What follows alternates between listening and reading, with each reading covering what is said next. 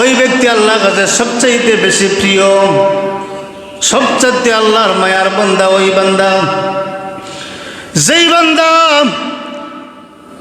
যেমন ধরিয়া নেন এখন জোহরের নামাজ আমরা আদায় করবো, জোহরের নামাজ আদায় করি আল্লাহর দরবার আমরা ভিক্ষা চাইতাম।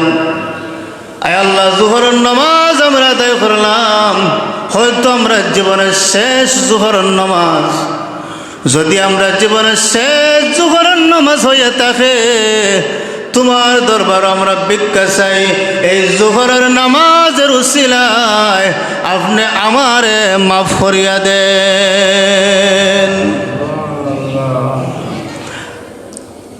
আসরের নামাজ যদি হায়াতে বাকি থাকে, আসরের নামাজ পর্যন্ত যদি আপনার হায়াত বাড়ে যায়, আল্লাহ বাড়াইয়া দেন।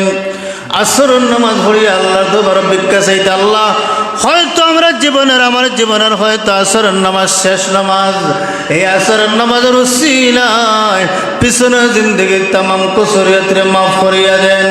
আয় আল্লাহ, জীবনের শেষ নামাজ যদি হয়, এই নামাজের উসিলায় তুমি আমারে মাফ করিয়া দেও।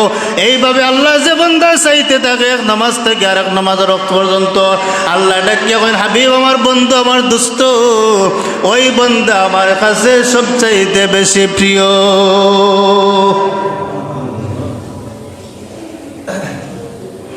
এর কারণে বেশি বেশি করে আমরা খান দিতাম। আর খবরদার শুকুর পানি মাটিত ফেলাইন না যান, শুকুর পানি মাটিত ফেলাইন না যান। শুকুর পানি যদি মাটিত ফেলাইন, এর চাইতে আর দোষী জিনিস হইতে পারে না রে।